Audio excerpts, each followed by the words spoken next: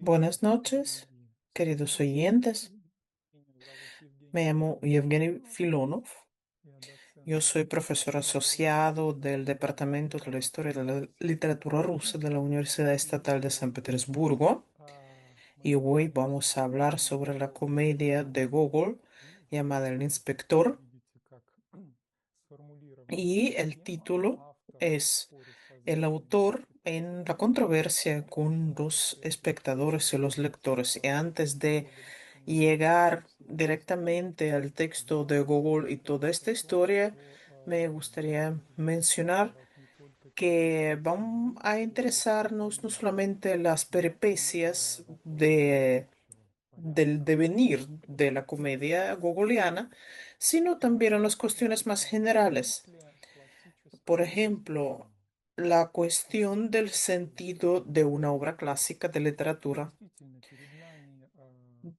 De verdad, aquí tenemos una obra clásica literaria y cualquier obra clásica de época a época provoca el interés de los lectores y los espectadores y cada vez más lo vuelven a intentar entender, explicar, interpretar y nos hacemos la pregunta, tenemos del derecho de hacernos la pregunta. ¿El sentido de esta obra clásica sigue siendo el mismo? ¿Y quién es el responsable por el sentido de una obra clásica?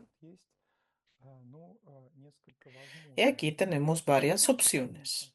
Perdón, varias opciones de responder a esta pregunta. Y esto tiene que ver con diferentes tradiciones académicas.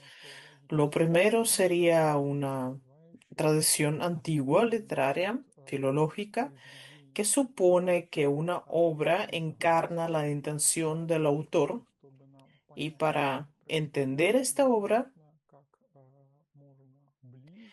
tenemos que acercarnos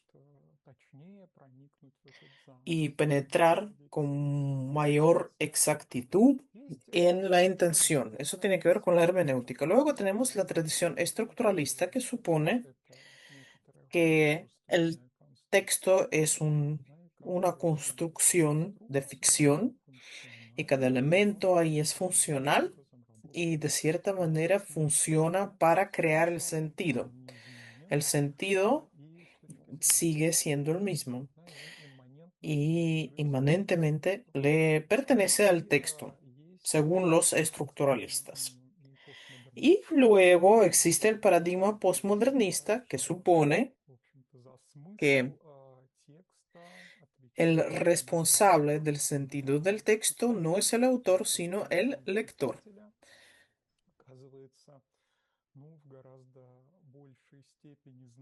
La percepción lectora es mucho más significativa que la intención del autor. En este caso, el sentido no es algo dado desde el principio, como en dos modelos que mencioné ya, sino algo que cambia dependiendo del lector, o sea, algo completamente distinto. El sentido ya es vago, podemos introducir cualquier lectura en cualquier texto. Y este problema se ve muy bien con el ejemplo de unas obras de teatro, ya que hablamos hoy de una obra de teatro. Se ve muy bien en las interpretaciones de las obras clásicas. En cuanto hay una nueva puesta en escena, siempre hay una discusión si la intención del autor fue cumplida o no, qué quería decir el autor. El segundo punto de vista es que el texto ya lo dice todo solo, no tenemos que introducir nuevas interpretaciones. Otras personas piensan que tenemos que acercar el texto al día de hoy, al lector, al espectador. Y bueno, el argumento, el caso que vamos a tratar hoy es una especie de ilustración de la búsqueda.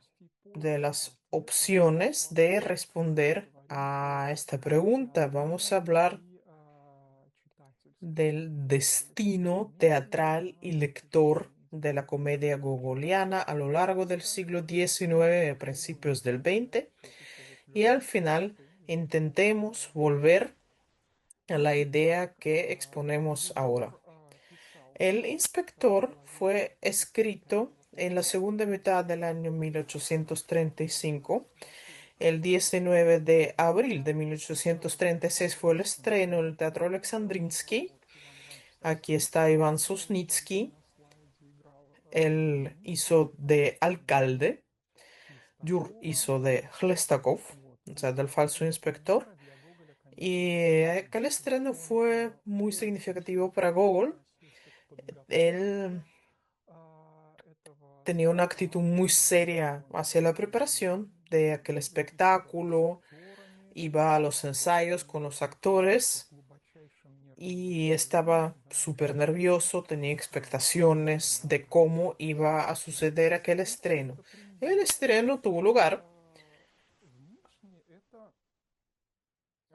parecía que era un triunfo total. En la sala estaba el emperador. E incluso llegó dos veces a ver la obra El Emperador. Hubo aplausos. La comedia se convirtió en un evento de verdad. O sea, tuvo éxito. Y muchos son testigos y dicen que fue un éxito bastante estrepitoso. Y un solo participante de toda esta historia no lo ve como éxito, sino como fracaso. Es Gogol mismo. Y está pasmado por lo que pasa en el teatro durante la presentación de la obra. Un mes después, sin esperar el estreno en Moscú, sale del país, sale al extranjero, de hecho es una fuga y para muchos años va a vivir fuera muchos años.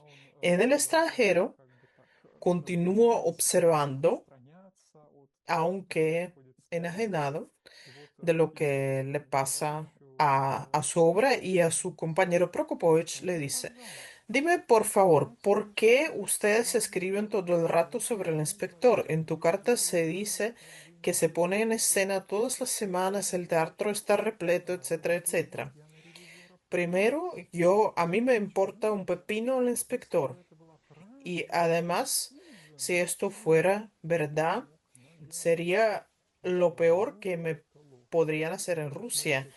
Pero, gracias a Dios, es una mentira. O sea, ven que no es simplemente el rechazo o la angustia por el posible fracaso. No, el éxito que él no cree, pero sí fuera verdad, este éxito sería lo peor que hubieran podido hacer en Rusia a él. El éxito mismo es lo que le irrita. Y aquí podemos pensar, ¿cómo era aquel éxito en realidad y qué era lo que se esperaba Gogol? El teatro en el primer tercio del siglo XIX seguía siendo un arte bastante conservador. La literatura se desarrollaba con mucha más velocidad que el arte teatral. En el teatro seguían fuertes las tradiciones del drama clasicista y de los principios del siglo XIX, pero en realidad sí hubo éxito, pero se percibía como una comedia. El emperador Nicolás I participó bastante en toda esa historia. Le gustaba mucho el teatro y iba a los estrenos, pero varios biógrafos de Gogol dicen que su participación del emperador fue incluso mayor, que entraba entre los bastidores y bromeaba con los actores. En la comedia hay un episodio donde Bobchinsky y Dobchinsky junto con los funcionarios llegan a casa de Chlestakov y le dan unas coimas. Y Bobchinsky y Dobchinsky no son funcionarios, pero de todas maneras llegan y participan en esta corrupción, le ofrecen dinero y preguntan qué es lo que podrían hacer para Hlestakov para que en la capital él cuente a los altos funcionarios donde hay un Bobchinsky o Dobchinsky y si se encuentra al emperador, tienen que también que hablarle de ellos. Y el emperador Nicolás entonces le palmeó la espalda al actor que hacía de Bolchinski y le dijo que ahora el emperador sí lo conocía. Entonces sí hubo mucho éxito, pero Gogol no estaba contento. Y para intentar reconstruir las causas de esta reacción, deberíamos intentar entender qué ideas tenía Gogol sobre el teatro contemporáneo ruso y su obra nueva podría ser un manifiesto de aquellas ideas. ¿En qué consistían esas ideas? Y aquí nos podría ayudar mucho el ensayo de Gogol, un artículo que se llama Los Apuntes de San Petersburgo de 1836. Es un texto bastante amplio, prolongado. Se escribió en primavera de 1836 y ahí hay muchas reflexiones sobre el teatro, sobre la comedia rusa, la cartelera rusa. Y no es en vano que aparece este artículo. La cosa era que en la crítica teatral, en el ámbito teatral de aquella época, había discusiones sobre si era posible una comedia rusa en general, porque el repertorio era sobre todo traducciones, obras francesas o unas obras copiadas en su estructura de las obras francesas como ejemplos. Y muchos críticos, dramaturgos y artistas del teatro llegan a la conclusión de que la comedia rusa nacional no es posible, que el género de la comedia no es pertinente para el teatro y la vida rusas. Y ponen como la razón algo magnífico de oír. Hoy suena sobre todo lindo. ¿Por qué no es posible la comedia rusa? Porque en la vida rusa no hay material para la comedia. Así piensan y Gogol se incorpora a la polémica mediante este artículo. Y si dicen que la comedia no es típica para la realidad rusa, Gogol construye sus argumentos de manera opuesta. Es al revés, los vodevils franceses y los melodramas que tenemos en los escenarios, estos no son típicos, no son cercanos a la realidad rusa. Y tiene un párrafo enorme donde muestra hasta qué punto todo esto es ajeno y ridículo cuando los actores rusos representan a marqueses, vizcondes y condes y barones, qué tan cómicos son. A lo mejor los franceses también serían así de cómicos si representaran a los mujiks rusos. En el escenario ruso no hay vida rusa, ese es el problema para Gogol. El espectador no reconoce en lo que ve en el teatro, no reconoce el mundo que lo rodea. Va al teatro y ve un mundo imaginario, condicional, y no relaciona lo que ha visto en el escenario con el contexto de la realidad rodeante. Y esta particularidad de la cartelera de los años 30, Google lo ve como un problema enorme, una desgracia. Le interesa el carácter de la influencia, del impacto de un espectáculo teatral en el espectador. Si el espectador va a ver vizcondes, condes, algunas situaciones tipizadas del vodevil o melodramas, sobre todo los melodramas son el objetivo de la indignación de Gogol, Dumas, Ducange, todo este melodrama romántico que representa algo extraño, venenos, princesas africanas, venganza de muerte, unas imágenes ultra románticas llenas de exotismo, o sea, algo que es al máximo lejano a la vida fuera del teatro. Todo esto irrita enormemente a Gogol y señala que si el teatro no roza de ninguna manera la vida, no puede tener un impacto ético en el espectador. Y aquí, por primera vez en el año 36, encontramos esta famosa definición gogoliana.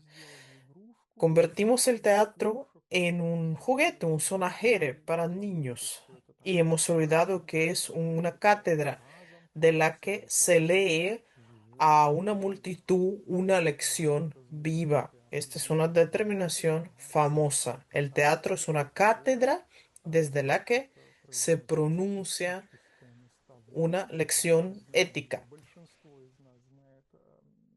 Y la mayoría de nosotros lo conocemos por los fragmentos escogidos de la correspondencia con los amigos, que iba a publicarse 10 años después, pero ya en aquel entonces Google tenía estas ideas. O sea, para él es muy importante alcanzar que el teatro ayude a enseñar, a educar y a transformar éticamente al espectador. Y abarcando con la vista la historia del arte teatral, él consta que ya esto había sucedido y había existido un teatro así en el pasado. Y en la siguiente parte del artículo compara de manera contrastiva tres épocas del arte teatral: el teatro del pasado, el teatro del presente y el teatro del futuro. ¿Y cuál es el teatro del pasado? Molière, Lessing, Schiller, o sea, es la dramaturgia clasicista y de la ilustración. O sea, entendemos que la tradición clásica, en cuyo centro está la idea de la influencia ética en las costumbres, la ilustración y la invectiva contra el vicio, todo esto le gusta mucho a Gogol. Y ahora el teatro son simples juguetes sonajeros que divierten. Dumas, Ducange, pero no enseñan, no influyen en el alma del lector o espectador.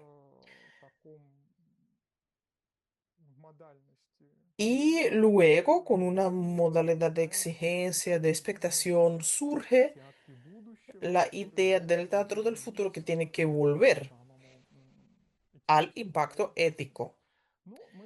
Pero entendemos que Gogol es un dramaturgo muy sensible, artista sensible hacia la época cambiante y hacia las leyes del arte. Y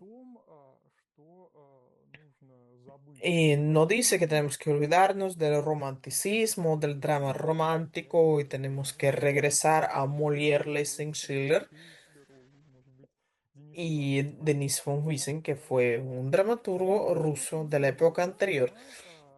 Pero necesitamos alguna cosa distinta que nos permita alcanzar nuestro objetivo. El teatro del futuro es muy distinto por sus cualidades del teatro de Molière y de Schiller, según Gogol.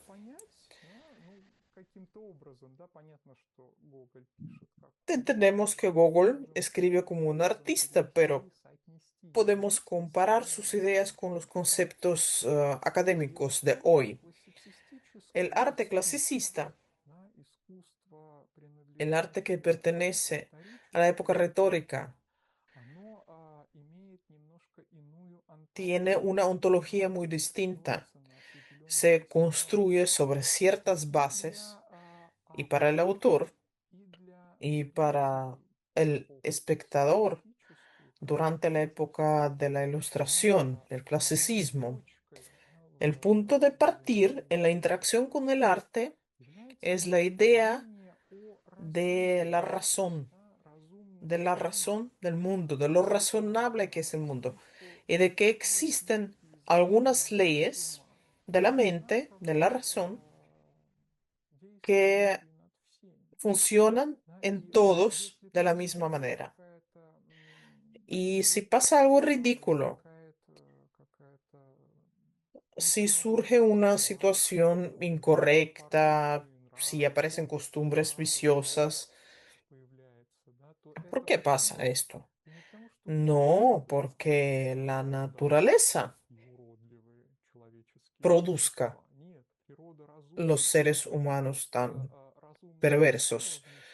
No, la naturaleza siempre tiene la razón, pero el origen didáctico del arte clasicista se basa precisamente en que el texto, el autor, la obra de ficción, eh, parece que llama, hace un llamado a una idea que ya está en la mente, en el alma de la persona. Por ejemplo, Molière nos enseña unos personajes viciosos y cada espectador reconoce y se entera cuál es la causa de sus desgracias. Este arte clasicista y de ilustración no le es característica la tendencia de asombrar, de descubrir alguna cosa nueva. Al revés, regresa al espectador a las cosas ya muy conocidas para él, a las verdades que están en la base del ser humano.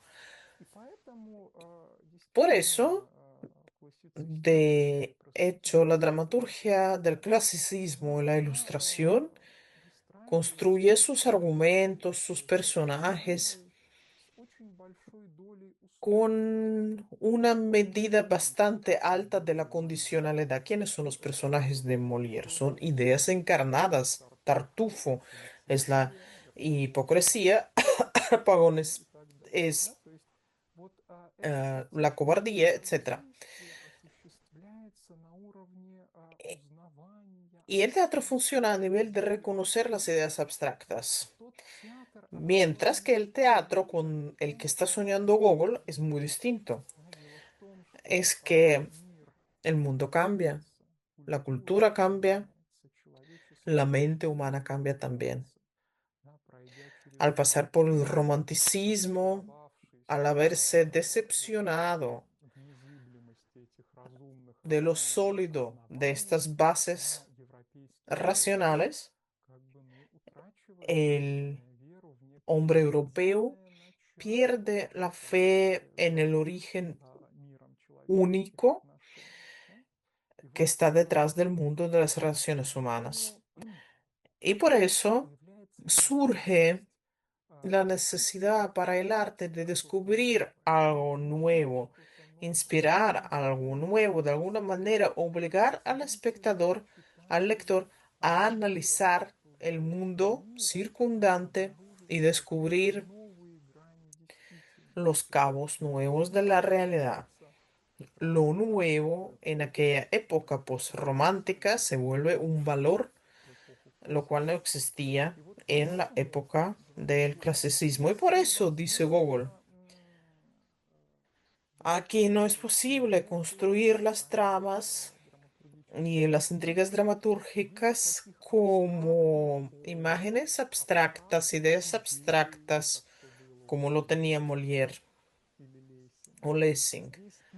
Ahora es necesario que el espectador reconozca en lo que se representa sobre el escenario la realidad que lo rodea. Tiene que haber una verdad costumbrista. No necesitamos condes, vizcondes, marqueses. Enséñenos a los funcionarios rusos, a los terratenientes rusos, a las personas que nos rodean. Muéstrennos los conflictos en los que están contra el mundo circundante. Hagan, dice Gogol, de manera que el espectador pueda, al ver lo que se representa sobre el escenario, reconocer su propia vida y empezar a pensar en su propia vida. Este mensaje ético, ya no como en la época clasicista, simplemente se transmite del autor al lector como algo preparado ya. No, el espectador o el lector tiene que descubrirlo él mismo en el diálogo con el texto. Esa es la idea de Google que se lee en este artículo. Y para nosotros es muy fácil ya reconocer. ¿Por qué fácil? Porque sabemos lo que Google no sabía. Conocemos la literatura realista. Conocemos la literatura decimonónica del siglo XX. Es muy fácil para nosotros reconocer aquí que los principios en los que se basa el arte realista están presentes ya en ese artículo. Google, de hecho, está formulando los principios del arte realista, el teatro realista que en aquel entonces todavía no existía. Y podemos suponer que esta intención era lo que tenía Google al crear el inspector y preparando el estreno. Era eso lo que quería él, para que una persona en la sala se pusiera a pensar en su propia vida y que haga unos paralelos directos entre lo que se presentaba en la escena y su propio devenir y intente descubrir de alguna manera un camino, una salida de su estado lúgubre. Y de hecho, lo que sabemos sobre la poética de la comedia, de las innovaciones estéticas en su composición, confirman estas suposiciones que hacemos a base de analizar el artículo gogoliano. No tenemos aquí mucho tiempo para hablar de la poética, pero simplemente unos puntos. De verdad, la comedia gogoliana, por su composición, estructura, parecía innovadora, porque cuando Gogol escribió El Inspector, en la literatura rusa ya existía la tradición de la comedia social. Incluso había dos obras maestras. Por supuesto, la comedia de Denis Fonvissin, El Primerizo, y La desgracia de ser inteligente de Griboyedov. ¿Qué es la comedia social? Es la comedia en donde se representa un conflicto ético-social. Hay dos grupos de personajes que representan dos polos de la sociedad. Están contrapuestos, tienen diferentes ideas sobre el mundo, sobre la vida. Y ya se entiende que uno de los grupos de personajes son positivos y los otros son los personajes negativos. Uno de esos grupos es al que simpatiza el autor y el otro es del que se burla. Y en la comedia clásica de ilustración, por ejemplo, el primerizo de Von Vizen, esto tiene que estar muy claro. El espectador lo tiene que entender. Para esto existe la figura que se llama el razonador. Es el que pronuncia unas réplicas, unas palabras que podría decir el autor mismo. O sea, él valora, evalúa las acciones de otros personajes desde el punto de vista del autor. Por ejemplo, el personaje de Starodum en la comedia de Von Wiesen, quien acusa el vicio y declara la virtud. Gogol no tiene nada parecido a esto. La intriga en su comedia se construye de una manera muy poco usual, muy distinta de la tradición. Un gran estudioso de la obra gogoliana, Yuri Mann, incluso propone el término la intriga espejismo. Vamos a ver. ¿Quiénes están contrapuestos en la comedia gogoliana? A nosotros nos parece que hay unos funcionarios que son malos y están los ciudadanos que son robados por los funcionarios y, y estos se quejan y los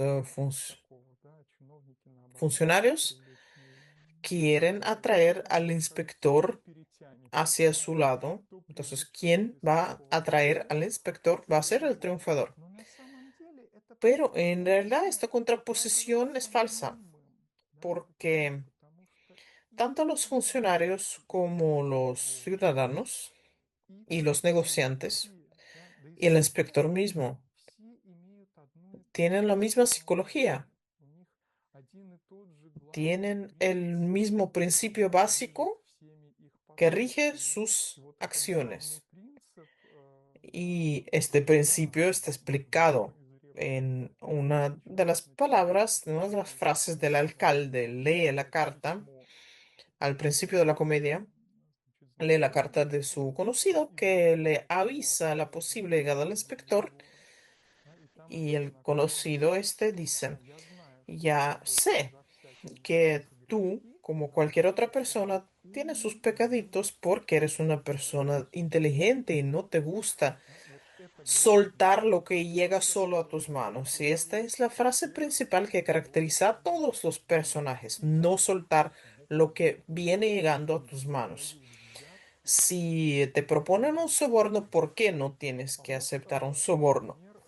Y los ciudadanos, por ejemplo, que se quejan al inspector, a Lestakov, de los funcionarios, viene la esposa de un suboficial para quejarse del alcalde. Y él le dice, bueno, explícalo en breve. Me azotó, padrecito.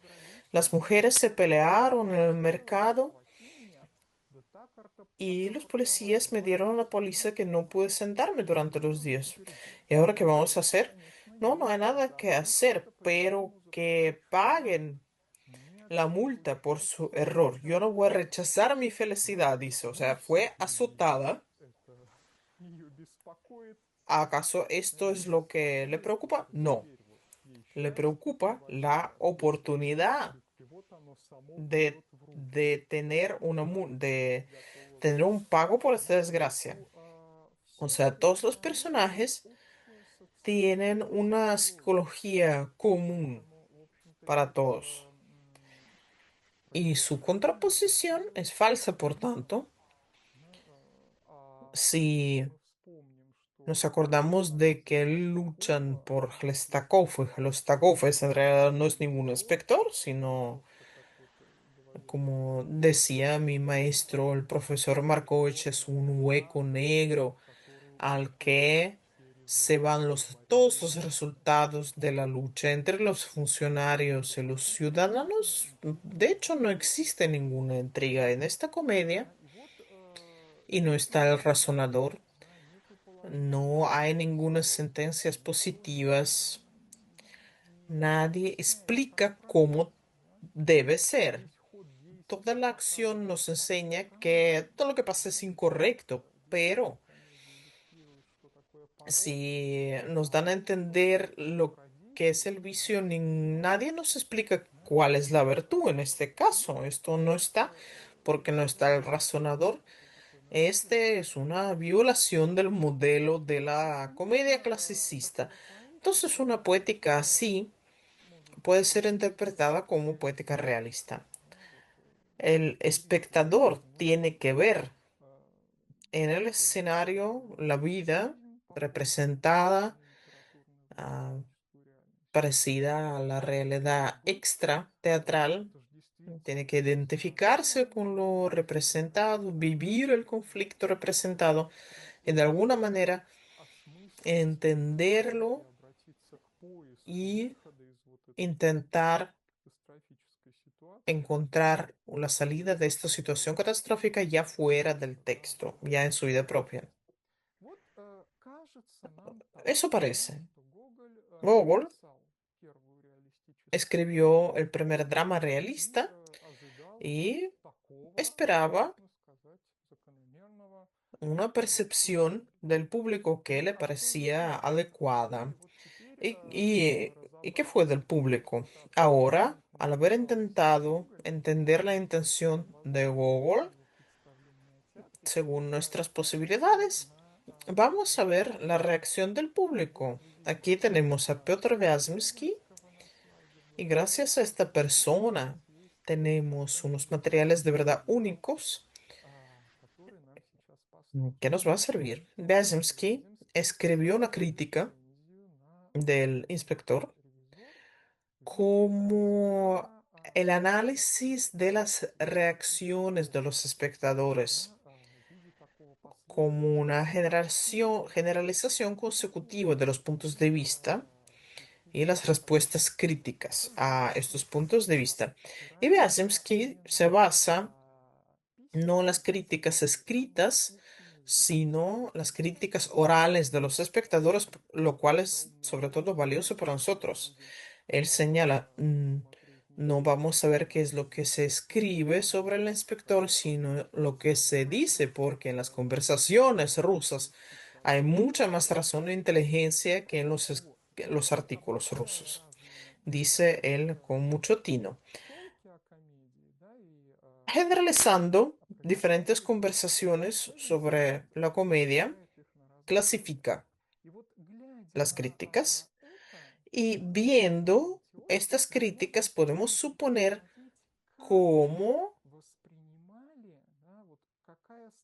con qué estrategia percibían los espectadores la comedia, qué estrategia era pertinente. Por ejemplo, dice Vesmsky, dicen que El inspector es una comedia inmoral porque ahí están representados son solo los vicios y las tonterías humanas, que ahí no hay ningún personaje en que la razón y el corazón pueden descansar de la indignación y la repugnancia, no está representado un lado blanco, claro, de la humanidad.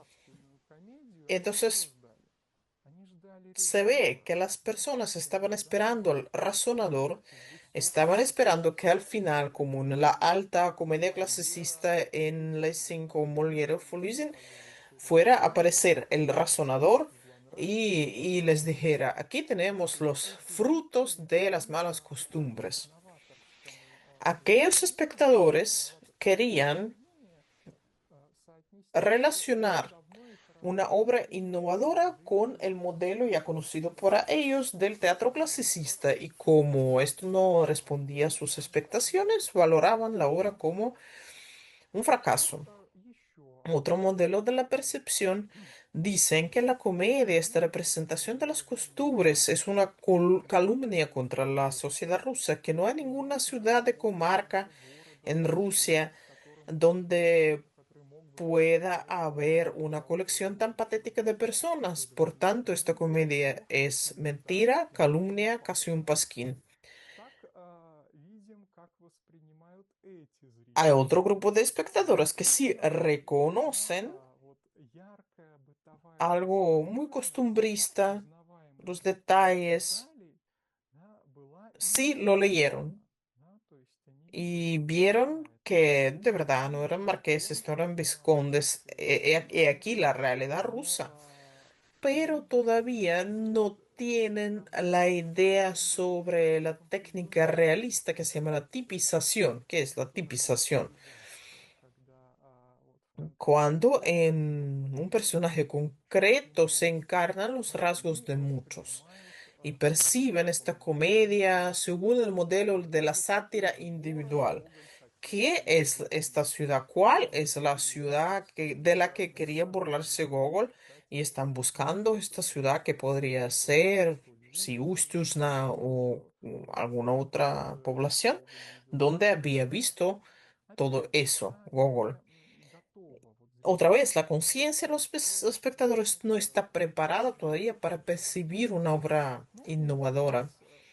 Y al final, el modelo, la estrategia de la recepción que irritó tanto a Google que lo puso furioso. La mayoría de los espectadores vieron una farsa, un vodevil en el inspector.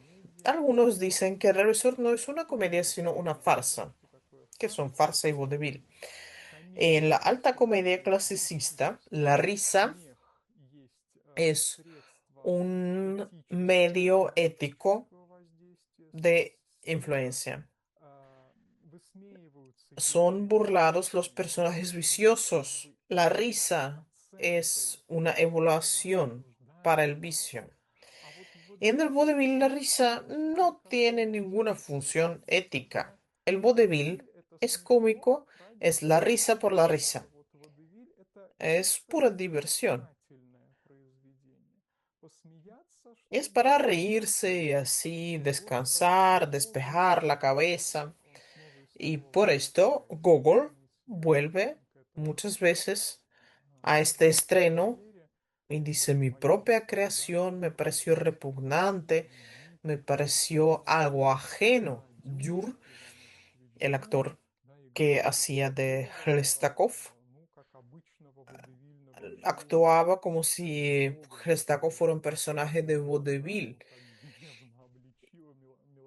Y Gogol, que había acusado tanto el melodrama y el vodevil, ve de repente que su obra es representada como una farsa, un vodevil. Era verdad, en parte, porque los actores también estaban acostumbrados a aquel repertorio. O sea, de verdad vemos que entre el texto y los espectadores todavía había algo, el diálogo del texto y el espectador no era directo, porque el lector y el espectador tienen un repertorio de modelos al que está orientado, unas ideas de cómo puede ser la literatura, de qué tenemos que esperar de diferentes géneros, por tanto, una obra innovadora que no le corresponde a estos modelos listos. Se percibe de maneras distintas, no siempre de manera adecuada, y se descubre por diferentes lados que a lo mejor el autor ni siquiera suponía. Gogol dice, me parecía que el papel de Hristakov era tan claro. Diur no entendió nada y me parecía que era todo transparente. Entonces había unos espectadores, unos lectores que percibieron, sí, la estrategia del arte realista, Belinsky o Beziemsky mismo, quien al citar todas estas críticas diversas de los espectadores, se opone a todos. Para nada, dice, es una comedia inmoral. ¿Ustedes creen que es inmoral porque aquí no sale el razonador y no les explica quién es el bueno y quién es el malo? Pero El espectador mismo tiene inteligencia, tiene alma y el espectador mismo puede dar su valoración ética porque el texto enseña un problema, enseña la vida y es el espectador el que tiene que juzgarlo. Esta lectura corresponde bastante al que mencionamos. ¿Qué es lo que podemos interpretar aquí? Google se adelantó a su época, se inventó un texto realista, pero el público primero no lo entendió, después pasó un tiempo y sí lo entendió. E incluso tenemos unas razones para creerlo así. Dijimos que en 1836 Google se fue de Rusia y durante casi 10 años siguientes va a hacer solamente unas visitas breves a Rusia, va a vivir en el extranjero y trabajará en el primer tomo de las almas muertas y después en el segundo. En la comedia siguió viviendo su propia vida en Rusia. En 1840 hubo una segunda edición. Es un caso raro, porque no se publicaban tanto las comedias y este fue el caso de la publicación a la misma hora que el estreno y después tuvo una segunda publicación. En 1843 salió el primer tomo de Las Almas Muertas y el inspector seguía en la cartelera y la época literaria se estaba modificando. Los años 40 ya es un tiempo muy distinto. Es la época de Belinsky, de la escuela natural, y ya existe la idea clara de los principios del arte realista entre la mayoría del público culto. Y todos ya entendían cómo funcionaba. No, no por nada puse aquí en la imagen las portadas de Las Almas Muertas, porque es muy sintomática la polémica sobre esta novela que Gogol mismo define como poema. Cuando se publicó hubo una polémica entre varios críticos, Belinsky, Aksakov, Sheverov, Pletñov y otros. Y son personas de ideas muy distintas, filosóficas, sociales, estéticas. Todos están deslumbrados por las almas muertas, pero discuten sobre el sentido de esta novela que Gogol llama poema. Pero por mucho que se diferencien sus ideas, tienen una estrategia perceptiva lectora común. Cada uno de ellos percibe el libro, que de hecho es la ficción, un invento de Google, lo perciben como una imagen verdadera de la realidad rusa, en los conflictos de esta realidad y bueno, luego ya empiezan las interpretaciones. Es más, empiezan a discutir no solamente entre ellos, sino con el autor de Las Almas Muertas sobre la medida de lo verosímil, de lo verdadero de esta realidad. Viene la época realista. Sí, en el arte romántico, el autor era el dueño único de su fantasía. Aquí tengo el personaje, todo lo que dije sobre él es algo mío. Y el arte realista no es así. Les represento el mundo en el que vivimos todos. Y yo les enseño este mundo de la manera que yo lo veo. Y ustedes, los lectores, también pueden dialogar con este texto. Ustedes son participantes igualitarios en el proceso de analizar la realidad mediante leer mi texto. El sentido del texto nace en este diálogo. Y este modelo se convierte en algo básico para todos en los años 40 y esto repercute también en el destino del inspector. El inspector sigue en la cartelera. cada vez con más éxito. Y es importante señalar aquí la puesta en escena del Teatro Malet de Moscú, que es una compañía imperial de Moscú, encabezado por el famoso Shepkin, uno de los fundadores del teatro realista ruso, que, y entendemos que todavía no hay teatro de director en el siglo XIX. Esto va a aparecer ya a principios del siglo XX. Pero Shepkin empieza a introducir algunas prácticas que pueden ya pueden tener que ver con el análisis de la obra por parte del director. Él trabaja el texto con los actores y surge la versión, la puesta, no de un inspector tipo vodevil, sino como comedia realista. O sea, el inspector se convierte en una escuela para actores rusos. Todavía en 1836 Google escribía, ¿de qué tenemos que asombrarnos?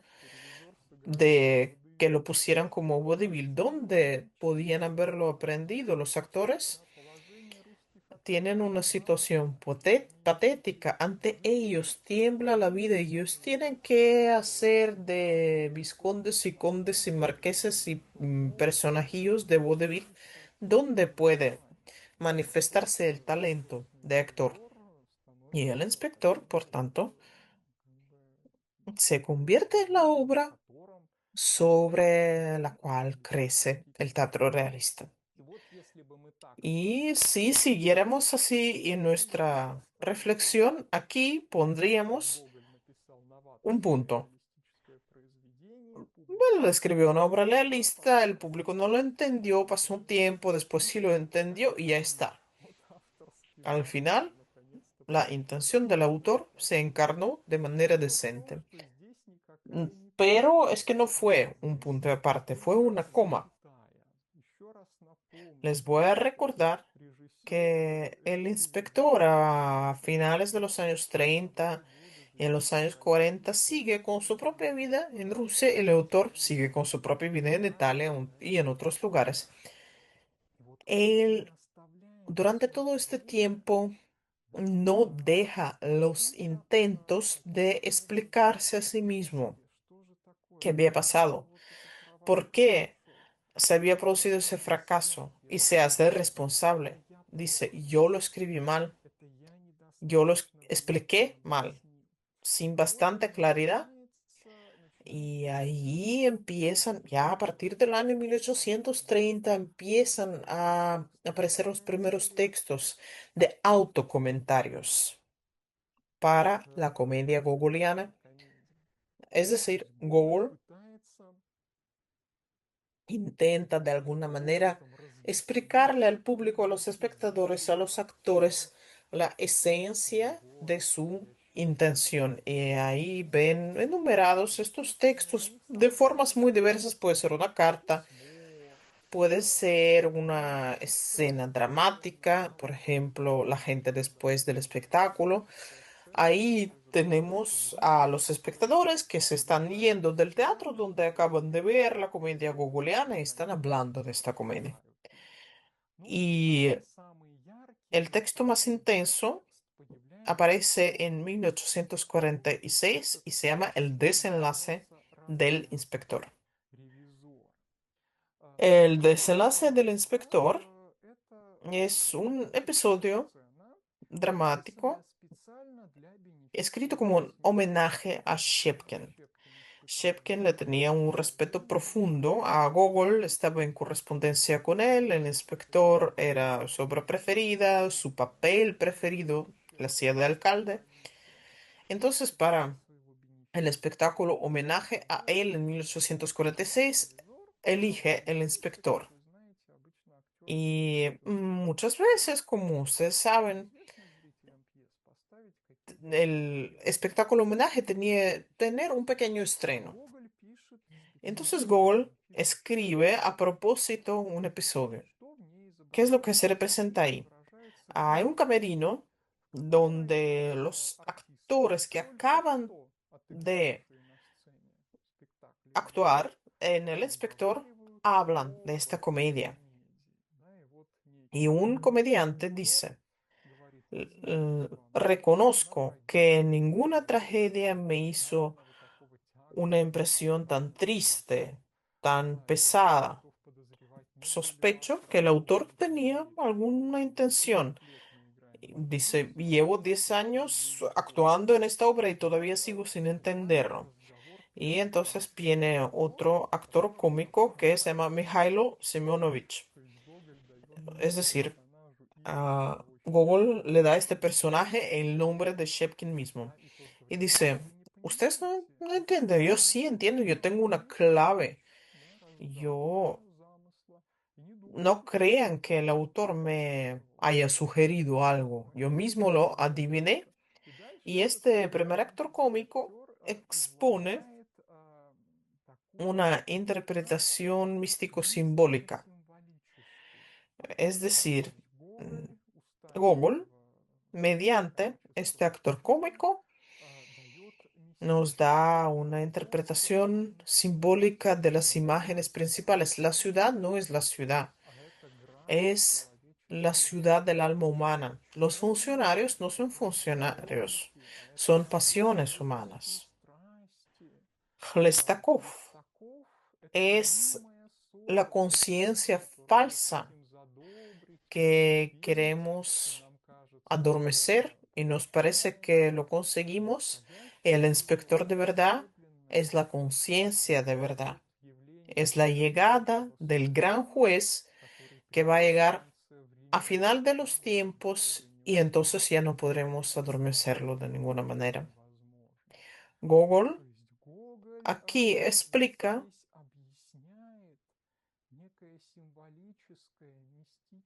un contenido místico, simbólico, cristiano de los personajes a las imágenes que ya el mundo lleva conociendo 10 años.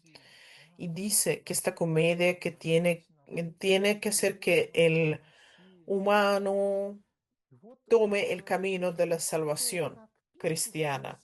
Y la manera en que se escriben estos autocomentarios no nos permiten decir de manera inequívoca.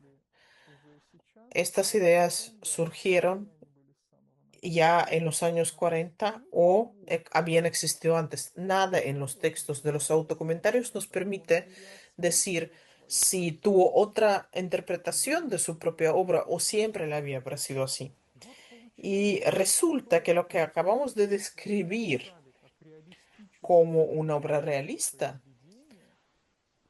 de repente es un misterio místico, simbólico, cristiano. ¿Y cómo en la época realista reaccionan los espectadores a esta idea?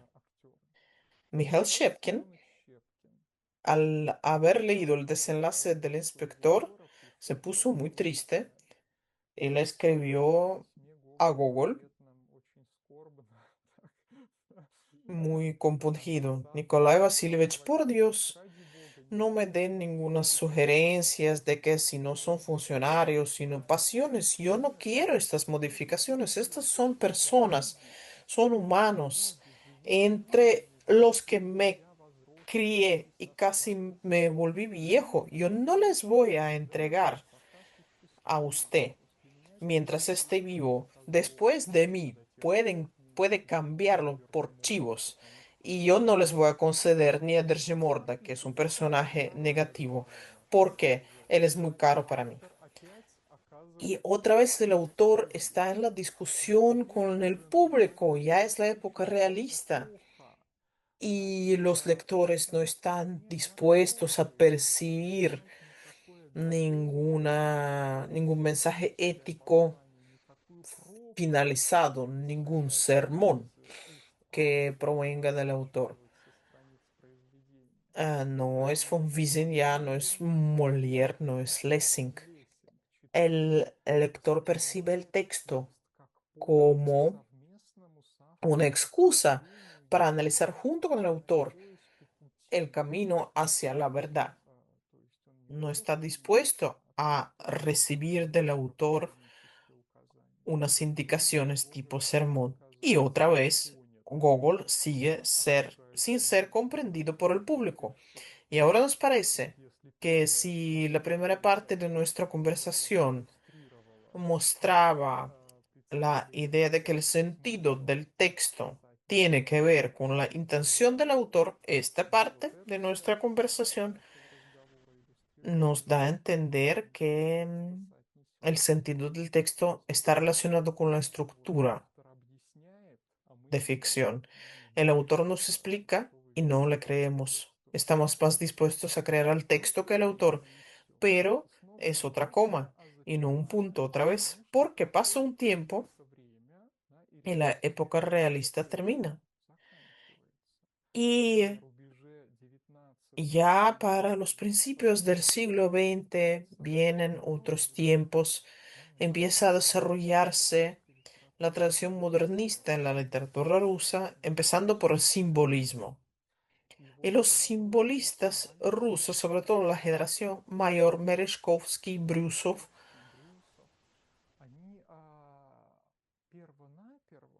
releen toda la literatura clásica rusa decimonónica. Y aparece una gran cantidad de ensayos, artículos sobre Gogol que pertenecen a los simbolistas rusos, donde se rechaza la idea, que ya parece un axioma, ya parece una verdad de perogrullo, después de las obras de Belinsky, Dobrolubov o Chernyshevsky, de que Gogol es realista. En el siglo XIX se consideraba que era realista, fundador del realismo crítico, y era algo obvio. Y ahora ven a Gogol, por ejemplo, Dmitry Merezhkovsky, ve a Gogol y en sus personajes no ve a personas de verdad y no las figuras reconocibles de la realidad rusa de los años 30-40 del siglo XIX, sino encarnaciones simbólicas de las fuerzas místicas divinas y diabólicas. Se escribe una obra que se llama Gogol y el Diablo y ve toda la obra de Gogol como un intento de descubrir detrás de la realidad visible sus bases verdaderas infernales. El diablo seduce la humanidad y los personajes como Hlestakov o Chichikov son demonios pequeños, según demonios menudos, según Merezhkovsky. ¿Qué es lo que pasa? Vemos que los simbolistas empiezan a leer a Gogol no como un escritor realista, sino un creador de símbolos. Valery Brusov rompe de manera aún más radical con toda la tradición lectora. No podemos ya ver a Gogol como un realista consecutivo. Al contrario, Gogol, aunque intentaba ser un costumbrista responsable de la vida que lo rodeaba, siempre en su obra seguía siendo un soñador, un escritor fantástico, y de hecho encarnaba en sus obras solamente el mundo ideal de sus visiones. Las creaciones de Gogol son unas caricaturas atrevidas y terribles que simplemente sometiéndose a la hipnosis del gran artista, nosotros habíamos visto como el reflejo en el espejo de la realidad rusa. Ven lo que pasa, ha cambiado la época y ha cambiado la mirada general del espectador, del público en un texto literario.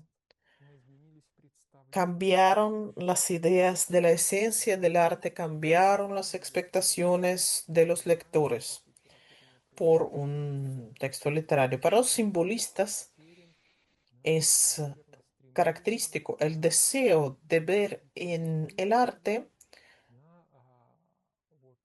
la creación de los símbolos, que es el símbolo. qué idea está en la base de esta mirada. Lo que vemos, aquí podemos acordarnos del poema de Solovyov que dice, amigo, ¿acaso no sabes que todo lo que vemos simplemente es un destello, el eco de lo que no se ve con los ojos? El mundo simplemente es una funda y detrás de esta funda están unas fuerzas que no conocemos, muchas veces sean como fuerzas diabólicas, y el arte es el hilo que une los dos mundos, lo que vemos con nuestros ojos humanos y el más allá. A través del arte llegamos al más allá. Y Gogol, para ellos, es una figura muy comprensible y cercana. Vean las miradas de varios autores y de Gogol mismo, que no repercutió en las almas de sus contemporáneos, de repente se vuelven muy a juego con los simbolistas rusos. Entonces, la lectura general de Gogol influye en el destino teatral de la comedia. Aquí tenemos que señalar dos puestas en escena muy importantes. Primero, en el Teatro Artístico de Moscú en 1921, puesto en escena por Stanislavski y Mikhail Chekhov hacía ahí de Hlestakov, un famoso actor ruso. En 1926, Vsevolod Meyerhold en su teatro también pone en escena El Inspector y ahí está Erast Garin como Hlestakov. Y estos dos espectáculos de manera un poco distinta, pero los dos encarnan esta visión nueva, modernista, simbolista del texto gogoliano, porque ya no están concentrados en lo concreto costumbrista. Shepkin y la tradición anterior que él había fundado se concentraba en las cosas concretas, en la verdad psicológica de lo representado. Stanislavski y Meyerhold ponen en escena la comedia de manera muy distinta. En Stanislavski más se conserva la escenografía tradicional o los trajes, por ejemplo, algunas técnicas tradicionales, pero Chekhov, el actor, Mikhail Chekhov, que hacía de Hlestakov, cometió una revolución en la interpretación de este personaje. O sea, actúa, según las palabras de Merezhkovsky, como un diablo menudo, como una sombra, como algo que vive entre entre dos mundos, como un personaje que nos visita brevemente desde el infierno y como sombra pasa por las vidas de otras personas. Merholt, es mucho más revolucionario en cuanto al texto gogoliano y a la escenografía.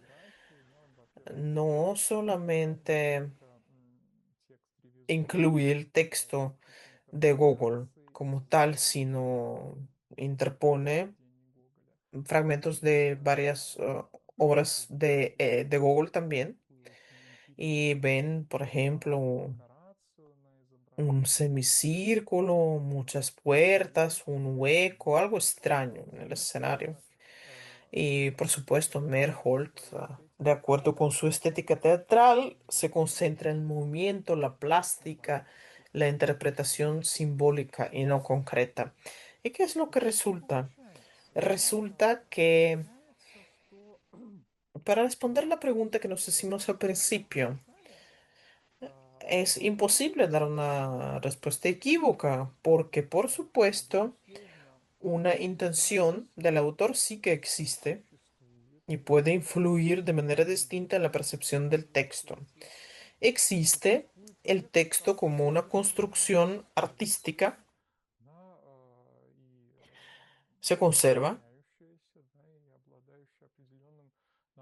cuenta con una serie de técnicas, de vínculos, pero durante diferentes épocas, en las perspectivas de diferentes lectores, se revela de manera distinta, funciona de manera distinta, genera sentidos nuevos.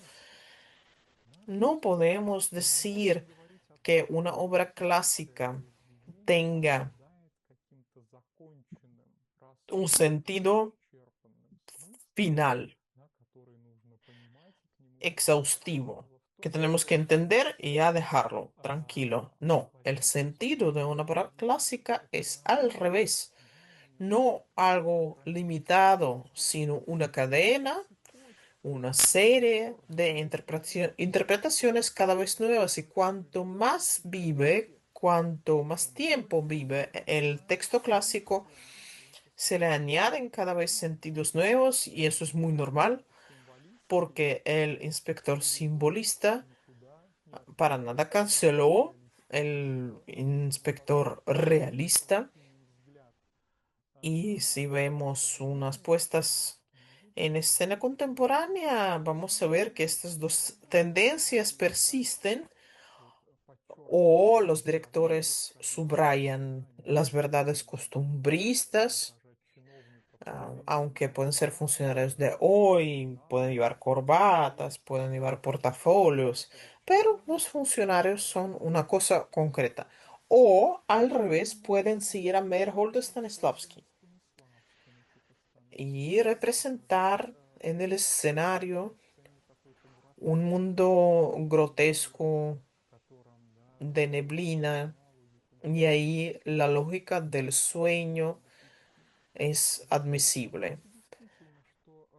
O sea, resulta que el texto multiplica, se enriquece en cuanto a su sentido mientras está vivo, mientras sigue una parte importante de la cultura, porque el sentido nace solamente en el diálogo, no en el diálogo en concreto de un lector concreto con un texto concreto, sino en el diálogo de las épocas, en el diálogo de las culturas y en general la cultura, de hecho, es el proceso del autorreconocimiento, de la acumulación de los sentidos.